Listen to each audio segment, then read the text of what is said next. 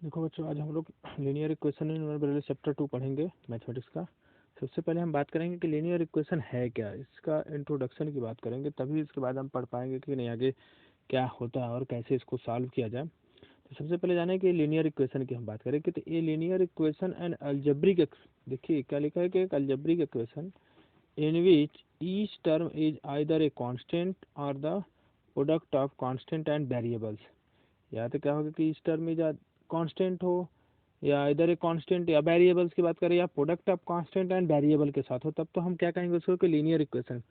लेकिन अगर इसी में एक कंडीशन हो जाए कि this variable is always single power, जो वेरिएबल्स है वो सिंगल पावर में हो और साथ में ही ये भी हो कि उसमें एक ही ओनली वन वेरिएबल हो। दैट मीन्स कहने का मतलब कि सिंगल पावर हो, पावर जो उसका हो वो वन हो और वेरिएबल भी क्या हो, एक ही सिर्फ वेरिएबल हो, तब हम उसको कहेंगे linear equation in one variable. और उसका देखिए अगर बात करें किस फार्म में लिखा जाएगा, तो देखिए वो इस फार्म में लिखा जाएगा a x plus b is equal to zero, where a and b are constant. जो ए और बी है वो कांस्टेंट है, लेकिन एक कंडीशन और ध्यान रखना है यहाँ पे कि जो ए की वैल्यू होगी वो जीरो नहीं होनी चाहिए। इस चीज़ का ध्यान रखना आपको, क्योंकि जैसे अगर ए जीरो मान लीजिए हमने कर दिया, अगर यहाँ मान लीजिए जो हमारे इक्वेशन है ए एक्स प्लस बी, अगर हम वैल्यू ए की वैल्यू पुटअप कर दे जीरो, सपोज करिए कि वैल्यू हमने ए की क्या पुटअप कर दी, ए इज इक्वल टू जीरो, तो जैसे ही ए इज इक्वल टू जीरो आप पुटअप कर दोगे, यहाँ पे देखिए जीरो इंटू एक्स हो जाएगा और प्लस बी हो जाएगा। तो इस कंडीशन में ये वैल्यू जीरो हो जाएगी और फाइनली बी बराबर जीरो हो जाएगा। तो अब जैसे ही जीरो पुट कर देंगे तो ये एक रिजल्ट बनेगा b is equal to zero. और हम बात कर रहे हैं कि linear equation in one variable, तो इस बी तो कांस्टेंट है, तो यहाँ वेरिएबल कोई बचा नहीं, वेरिएबल से यहाँ पे कोई भी हमारे पास अल्फाबेट जैसे एक्स वाई जेड इस तरह का कोई नहीं बचा। तो उस कंडीशंस में ये वन वेरिएबल का इक्वेशन होगा ही नहीं होगा। तो इसलिए हमको जब भी करना होगा एक वेरिएबल यहाँ पे एक्स या वाई जो भी हो एक रहना ही चाहिए, बिना उसके काम नहीं चलना, और उसका जो कोफिशिएंट होगा वो कभी भी जीरो नहीं होगा। ये कंडीशन मैंने इसमें नीचे देखिए लिखा हुआ है कि जो a x plus b equal to zero, ये क्या है, एक लीनियर इक्वेशन का स्टैंडर्ड फॉर्म है। और ये स्टैंडर्ड फॉर्म को इस तरह से लिखा गया a x plus b equal to zero और where a and b are constant and a is never zero. कुछ एग्जांपल की अगर हम बात करें इसके, तो लिखा these equations are called the linear equation in one variable. देखिए ऊपर वाले को कहा गया कि equation in called one variable. कुछ एग्जांपल जैसे two x plus five, three y minus seven, three y point to. देखिए सब कंडीशन में एक ही वेरिएबल है, कहने का मतलब एक ही वैल्यू को फाइंड करनी है। जैसे पहले वाले में एक्स की वैल्यू फाइंड करनी है, दूसरे में भी एक्स की, तीसरे में वाई की, चौथे में वाई की। तो इसमें कहीं न कहीं एक साथ अगर मान लीजिए दो वेरिएबल आ गए एक साथ, एक्स प्लस वाई आ गया, ठीक, तो इस कंडीशन को हम सिंगल वेरिएबल नहीं कहेंगे, इस कंडीशन को हम लोग कहते हैं डबल वेरिएबल, क्योंकि इसमें दो वेरिएबल है। देखिए और एक चीज़ और, एक चीज़ में ध्यान दीजिए कि लीनियर की बात हुई है, लीनियर की बात हुई है, तो लीनियर का सेंस ही है कि जो एक्स होगा उसका पावर वन होना चाहिए, एक्स के पावर जीरो नहीं होना चाहिए, एक्स के पावर टू नहीं होना चाहिए, माइनस कुछ ऐसा नहीं होना चाहिए, सिर्फ क्या होना चाहिए, एक्स के पावर वन होगा, तभी हम कहेंगे कि ये लीनियर इक्वेशन है, और वो भी वन वेरिएबल का। अगर जैसे ही ये पावर टू हो जाए या थ्री हो जाए तो क्यूबिक या क्वाड्रेटिक की बात होती है यहाँ पे। अब आगे हम बात करें, कुछ एग्जांपल्स की बात करें इसमें, ये देखते हैं एक एग्जांपल। जो पहले एक्सरसाइज में पढ़ना, आपको कुछ टाइप के एग्जांपल्स पढ़ना है। तो पहले एक्सरसाइज आपको जो एग्जांपल पढ़ना है वो पढ़ना solving equations which have linear expressions one side and numbers on the other side. इसमें आपको दिखाना है कि जो एक्सप्रेशन होगा इसमें हमारा जो वेरिएबल होगा वो वन साइड होगा, दूसरे साइड क्या है, वो नंबर होगा। अब इसको सॉल्व करने के लिए दो तरीके हैं। एक तो हम क्या करेंगे इसमें कि जैसे जो भी यहाँ पे पहले, सबसे पहले जो वेरिएबल साइड को ध्यान दिया जाता है हमारे पास, कि वेरिएबल साइड हम ध्यान देंगे इसमें। देखिए ध्यान से कि वेरिएबल साइड जैसे two x minus three is equal to seven है, तो ये वेरिएबल साइड देखिए माइनस थ्री है, तो पहला काम है कि इस माइनस थ्री को हम क्या करेंगे, हटाएंगे। जब माइनस थ्री को हम हटाएंगे तो इसके लिए क्या करना पड़ेगा, प्लस थ्री, दोनों तरफ अगर थ्री को ऐड कर दे तो ये माइनस कैंसिल हो। देखिए यहाँ पे लिखा add three to both side, तो बोथ साइड ऐड करने के बाद क्या आ गया, थ्री से थ्री ये कट जाएगा, और यहाँ पे क्या बच गया, सेवन थ्री टेन, और ये बच गया सिर्फ टू एक्स। लेकिन हमको सिर्फ क्या चाहिए, एक्स की वैल्यू चाहिए, सिर्फ एक्स की वैल्यू चाहिए। तो उस कंडीशन में क्या होगा, divide both side by two, क्योंकि एक्स के साथ टू मल्टीपल एक्स्ट्रा है, तो इस टू को हमको हटाना है। जब इस टू को हम हटाएंगे तो आपका क्या आ जाएगा, two x by two and ten by two, क्योंकि जो भी प्रक्रिया हम करेंगे, कुछ भी मल्टीप्लाई डिवाइड ऐड सब्ट्रैक्ट जो भी करना होगा, हम बोथ साइड करते हैं, क्योंकि इक्वेशन बैलेंस हमारा होना चाहिए। अगर एक साइड करेंगे तो इक्वेशन अनबैलेंस हो जाएगा। तो बैलेंस रखने के लिए जो भी करेंगे हम हमेशा बोथ साइड ही करेंगे, कभी भी सिंगल साइड नहीं करेंगे। तो फाइनली देखिए यहाँ पे 2 से 2 कट गया तो बचा x, और यहाँ 2 5 जा 10 तो बचा 5। तो फाइनली ये आंसर हो गया आपका x इक्वल टू 5। जो आपका इस पहले एग्जाम्पल का आंसर आया वो x इक्वल टू 5 आ गया। इसी तरह एक दूसरा एग्जाम्पल हम लेते हैं।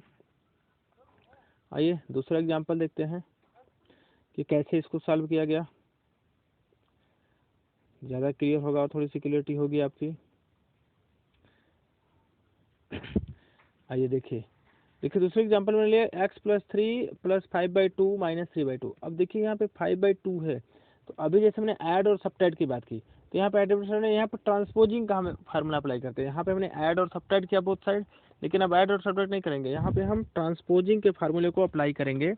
और ट्रांसपोजिंग के फार्मूले को अप्लाई करने से देखिए क्या होगा कि ये लेफ्ट साइड है ना 5/2, तो इसको हम ट्रांसपोज करके राइट साइड ले जाएंगे। अगर इस साइड अगर माइनस है तो इस साइड आके क्या हो जाएगा प्लस। तो देखिए ये लिखा transposing 5/2 on the right side. जैसे ही ट्रांसपोज किया हमने तो आपका रिजल्ट क्या आ गया, देखिए ट्रांसपोज करने के बाद जो है आपका रिजल्ट जो आया यहाँ पे x/3 एक साइड रह गया और -3/2 पहले से था, और ये 5/2 को ट्रांसपोज करेंगे तो यहाँ माइनस था, तो इस साइड क्या हो गया, अच्छा इधर प्लस है कि माइनस है, क्वेश्चन में देखिए एक बार फिर से, इसको इरेज करूंगा तो पता चलेगा प्लस है। क्वेश्चन में देखिए ये +5/2 है, तो इस साइड आएगा तो यहाँ पे क्या हो गया -5/2। अब दोनों को देखिए ऐड करेंगे भाई, ये तो हम पहले से जानते हैं कि कैसे फ्रैक्शन को ऐड करता है। Denominator is the same then the numerator directly added. तो 5 और 3 को ऐड किया गया तो 8/2 आ गया विथ माइनस साइन। अब देखिए यहाँ पे ये तो ठीक है, लेकिन x के साथ एक 1/3 एक्स्ट्रा है, तो इस 3 को हमको हटाना है। तो 3 को हटाने के लिए क्या करेंगे आप, फिर से वही काम करेंगे आप, 3 को हटाएंगे, 3 को मल्टीप्लाई कर देंगे बोथ साइड 3 से, तो आपका काम हो जाएगा। यहाँ पे 3 से मल्टीप्लाई कर दिया, 3 से 3 क्या हो गया, इस साइड का कट गया और दूसरी साइड क्या आ गया x इक्वल टू -12। तो इस तरह से ये आंसर आ गया आपका -12। आइए कुछ और एग्जाम्पल्स देखते हैं। आइए एग्जाम्पल्स क्या, अब देखिए आपका एक्सरसाइज में बात करूंगा 2.1 का क्वेश्चन नंबर फर्स्ट। जो क्वेश्चन नंबर फर्स्ट है, क्या क्वेश्चन लिखा है यहाँ पे कि x - 2 इक्वल टू 7। तो सिंपल है, तो x - 2 इक्वल टू 7, तो यहाँ पे देखिए x के साथ -2 है, तो -2 को हम बोथ साइड क्या कर दे, यहाँ पे माइनस है इसलिए ऐड करेंगे, अगर ये प्लस होता है तो सब्ट्रैक्ट करते हैं। 2 को ऐड किया हमने दोनों साइड, 2 अब यहाँ पे देखिए 7 और 2 जुड़ के 9 हो गया, और ये 2 से 2 कट गया, तो उस कंडीशन में x इक्वल टू 9 आंसर आ गया, वेरी सिंपल। इसी तरह क्वेश्चन नंबर 6 को मैंने लिया t/5 इक्वल टू 10। तो 5 को देखिए 5 इधर डिवाइड है, इस केस में क्या है डिवाइड है, तो आप अब इसको क्या करेंगे मल्टीप्लाई कर देंगे 5 को बोथ साइड मल्टीप्लाई कर दिया, तो 5 से 5 देखिए कैंसिल, और t इक्वल टू क्या आ गया 10 5 जा 50, ये आंसर आ गया। एक और क्वेश्चन लिया मैंने क्वेश्चन नंबर 7, क्या 1/1.6 इक्वल टू y/1.5। तो अब multiply by 1.5 on both side, ठीक, क्योंकि फिर वही चीज़ है डिवाइड है, तो बोथ साइड मल्टीप्लाई किया और फाइनली रिजल्ट हमारा आ गया y इक्वल टू 2.4। और कुछ क्वेश्चन देखते हैं। आइए क्वेश्चन नंबर 10 थोड़ा सा डिफरेंट टाइप का क्वेश्चन था, इसलिए मैंने 10 को भी लिया। आइए देखा जाए क्वेश्चन नंबर 10 की क्या कंडीशन करा, 4y - 8 इज इक्वल टू 13। देखिए इस एक्सरसाइज में सब इजी ही क्वेश्चन है, बहुत इजीली है, अब आसानी से इसको सॉल्व किया जा सकता है। सब में केसेस वही है, कुछ नया केसेस नहीं करना आपको।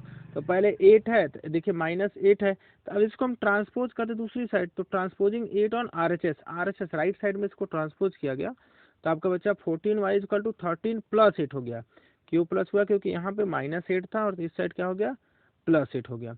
अब 14y इक्वल टू क्या मिल गया आपको 21, क्योंकि यहाँ 14 है और ये 13 और 8 ऐड करेंगे तो 21 आ गया। अब जैसे ही ऐड किया हमने, अब देखिए क्या मिला आपको 14y इक्वल टू 20, लेकिन हमको सिर्फ y की वैल्यू चाहिए, तो इसलिए हम क्या करेंगे इस 14 को ट्रांसपोज करेंगे दूसरी साइड। तो फिर लिखा मैंने ट्रांसपोजिंग 14 ऑन राइट साइड, तो इधर इस साइड देखिए मल्टीप्लाई, तो इस साइड आएगा तो क्या हो जाएगा डिवाइड, तो ये डिवाइड हो गया यहाँ पे आके, तो y इक्वल टू आपका हो गया 21/14, और इसको 7 से सिंप्लीफाई कर दिया, 7 3 जा 21, 7 2 जा 40, और फाइनली आ गया y इक्वल टू 3/2। तो इस तरह से ये आंसर हो गया। अगर एक और एग्जाम्पल लेना है तो एक और एग्जाम्पल लेते हैं, चलिए आइए देखते हैं एक एग्जाम्पल और लेते हैं अपने से। जैसे सपोज कर लीजिए 2.5x is equal to 5, decimal का है एग्जाम्पल, तो यहाँ पे देखिए सिर्फ मल्टीप्लाई है, यहाँ पे 2.5 का मतलब हो गया 2.5 मल्टीप्लाई एक्स, दैट इज 2.5 को हम ट्रांसपोज करें, लिखते नहीं डायरेक्ट सॉल्व करते हैं, तो एक्स इक्वल टू हो जाएगा आपका 5/2.5 और फाइनली आ गया एक्स इक्वल टू 2। तो इस तरह से इसको सॉल्व किया जा सकता है। बस हमको क्या करना है कि जो आपके क्वेश्चन में वेरिएबल है उसको ट्रांसपोज करके या ऐड मल्टीप्लाई जो जैसे भी करके हम उसको एक्स की वैल्यू फाइंड करनी है हमको। अगर वो वैल्यू आपका आ गया तो समझिए आपका सॉल्यूशन हो गया। चलिए एक और एग्जांपल देखते हैं, थोड़ा सा और सिंपलेस्ट करते हैं इसको, ज़्यादा क्लियर होगा करने में। लीजिए मान लीजिए हमने ले लिया 3/10 x plus 2x equal to 3। अब देखिए दो जगह वेरिएबल यूज है लेकिन दोनों में सिंगल वेरिएबल ही है, तो पहला हम क्या करेंगे, इन दोनों को ऐड करेंगे एलसीएम लेके। एलसीएम लेके अगर ऐड करते हैं तो डिनोमिनेटर में 10 आएगा और ये आ जाएगा 3x प्लस 2, अब यहाँ पे 2 है तो 20 हो जाएगा, सीधे सीधे 20x इक्वल टू 3। अब देखिए इसको सॉल्व करेंगे तो ये आएगा 23x इक्वल टू, और 10 यहाँ पे डिनोमिनेटर में है तो इस साइड आएगा तो मल्टीप्लाई हो जाएगा, तो ये हो जाएगा 30 और फाइनली x इक्वल टू हो गया 30/23। तो इस तरह से हम क्या करेंगे, इसको सॉल्व करेंगे। और एक चीज़ का ध्यान रखना है कि इस एक्सरसाइज या इस चैप्टर की अगर हम बात करें तो इस चैप्टर में सिंगल वेरिएबल ही पढ़ना है आपको। तो ये एक्सरसाइज 2.1 इस मेथड से आपका कंप्लीट हो जाएगा। इसमें मेरे ख्याल से किसी को प्रॉब्लम नहीं आनी चाहिए। तो अब इस तरह से हम स्टॉप करते हैं इसको कि 2.1 आपका क्लियर हो जाएगा।